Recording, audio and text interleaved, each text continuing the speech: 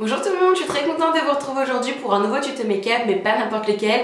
En fait, en me baladant sur Instagram, je suis un petit peu plein d'instagrammeuses et compagnie comme tout le monde. Et je vois tout le temps des tutos, enfin des looks super beaux, des make-up magnifiques qui me semblent très compliqués à reproduire. Mais je me suis dit que j'avais envie de voir si je pouvais y arriver et que j'allais filmer ça. Donc aujourd'hui je vais essayer de réaliser ce look là. Donc ça c'est un make-up de Marisol Beauty Style. Je vous mettrai tout en barre d'infos et compagnie. Et bah écoutez, on va commencer de suite. Bon et bah on y va, j'espère que ça va pas trop être foireux. Donc ce que je vais faire c'est que je vais quand même appliquer une base sur mes paupières. Donc là c'est un pen pot de MAC en teinte soft ocre. Donc au niveau de son creux de paupière, il y a plein de couleurs, il y a déjà plein de couleurs, donc on va y aller mollo, on va commencer petit à petit. Donc je vais commencer par prélever ce qui me reste de ce fard là. Donc ça c'est un pinceau E25 de Sigma, je viens bien tapoter étant donné que j'ai fait tout mon teint et que j'aimerais pas avoir de chute.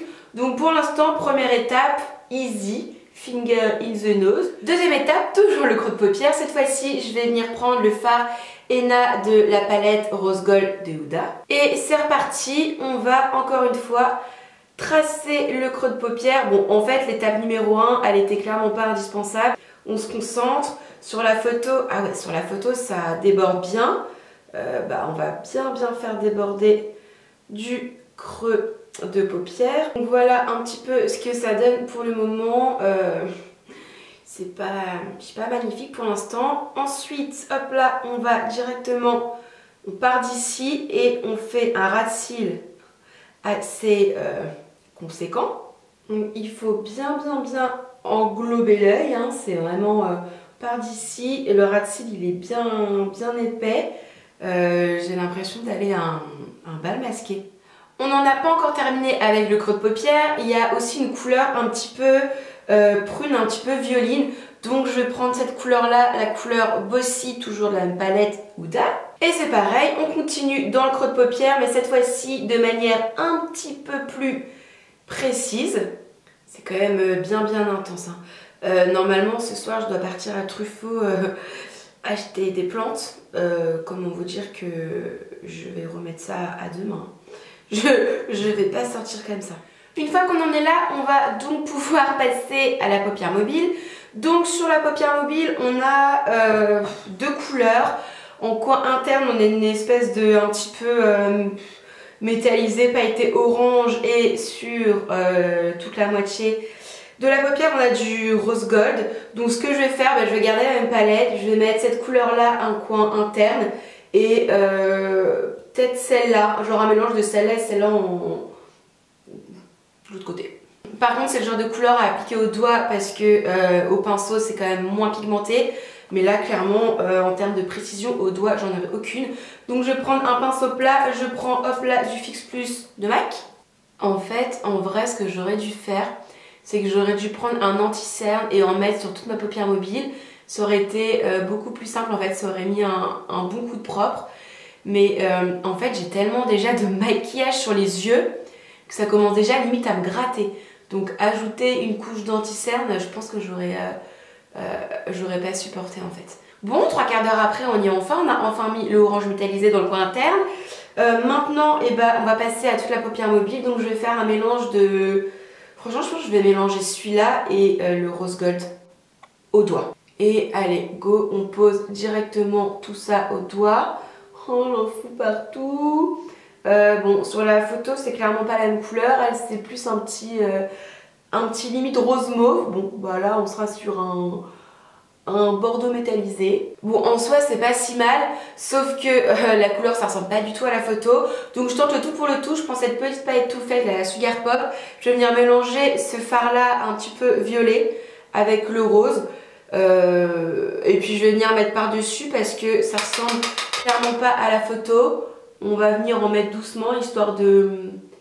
Oh, c'était peut-être une bonne idée. Et c'est pas mal. Au moins c'est un petit peu plus rose, un petit peu plus rose mauve comme sur la photo. Eh, c'est pas mal. Voilà ce que ça donne. Ensuite, ce qu'on va faire sur la photo, on va mettre du crayon... En fait, là ça se complique. On va venir mettre du crayon dans la muqueuse là.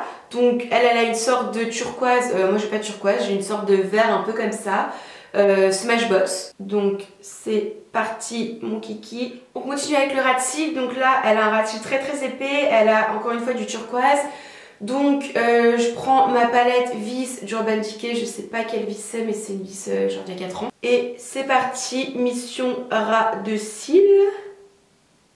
Bon, voilà ce que ça donne pour le moment, ça donne pas grand chose. Je viendrai mettre un coup de propre en plus après parce que j'ai fait des chutes, je me suis foutu, je sais pas, du fard sur le nez. Maintenant, on va passer au trade liner. Moi, je n'ai pas de liner liquide bleu. Donc en plus, il y a de la paillette et du liner, j'ai l'impression, un peu en crayon. Donc ce que je vais faire, c'est que je vais faire comme la photo, hop là, un trait de liner au crayon que je vais certainement louper, enfin les deux sont certainement pas pareils. Et ensuite, en coin, un petit truc assez fin là, en coin un peu de l'intérieur jusqu'à peu près cet endroit de l'œil. Il y a des paillettes vertes, j'ai pas de paillettes vertes, j'ai des paillettes bleues que j'ai acheté ça sur Amazon il y a genre 3 ans, on se trouve il va être périmé et je vais perdre mon œil. Franchement là, c'est clairement pas l'étape la plus facile. J'ai quand même pensé à tailler mon crayon, hein, c'est un peu plus précis, mais j'aime pas, j'ai l'impression d'être Cléopâtre et puis en plus de ça, bah, j'ai pas réussi à faire les deux mêmes.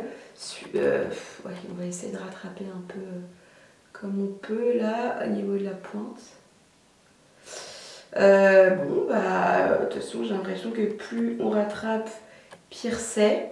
Bah on va laisser comme ça. Ce qu'on va faire c'est qu'on va mettre là en coin interne les petites paillettes. Donc là normalement ça devrait pas être trop compliqué. Oh c'est limite joli ça.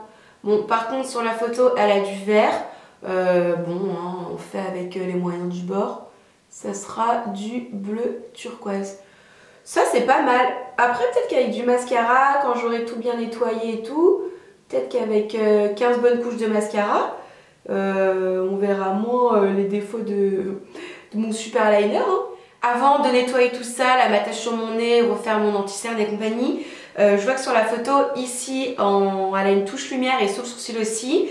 C'est une sorte un petit peu de doré, vous imaginez bien que j'ai pas ça. Par contre, dans mes affaires, j'ai retrouvé un bébé Star Powder de Make Up For Ever. Moi, j'ai la teinte hologramme. Bon, c'est pas du tout la même teinte, mais encore une fois, je fais avec ce que j'ai. Donc, je viens en mettre... Franchement, c'est joli, hein? C'est pas mal. Bon, allez, c'est parti. On en met aussi au niveau du coin interne de l'œil. Ça, je le fais jamais. Encore une fois, je trouve... Ah, ça brille. Hein. Je trouve ça joli sur les autres et tout, mais je sais pas. Bon, après, faut dire que je me maquille pas très souvent. Oula, j'ai peut-être un peu abusé, là. Je m'attendais à pire. J'ai un peu nettoyé, retiré un peu de paillettes parce que c'était franchement too much. Donc sur la photo, on imagine bien qu'elle a des faux cils. Moi, j'en ai aucun chez moi, donc on va y aller sur les couches de mascara. On va en mettre 8 bonnes couches. Donc moi, je vais utiliser celui de chez Kiko parce que de toute façon, j'en ai pas d'autres. Il apporte énormément de volume et pas mal de longueur. Donc c'est parti, on penche bien la tête pour pas faire de taches parce que moi, je suis la pro. Et puis bah c'est parti, on y va. Par contre je vais le faire hors caméra parce qu'autrement dans 3 quarts d'heure on y est encore. Je crois qu'on a terminé. En fait pour tout vous avouer j'ai qu'une hâte, c'est de me démaquiller, de retirer tout ça. Écoutez, je pense que c'est clairement pas parfait le résultat, mais finalement je pense m'en être plutôt bien sortie. En soi c'est pas si... C'est plutôt joli, hein. C'est juste que, ouais non, par contre, j'assume pas du tout de sortir comme ça, ni en journée, ni en soirée, je vous l'avouerai. Mais ouais, bah écoutez, défi réalisé. À vous de me dire dans les commentaires si pour vous le défi est réussi ou pas. J'espère que ça vous a plu et en attendant une prochaine vidéo, je vous embrasse très fort et je vous dis à très vite. Bye!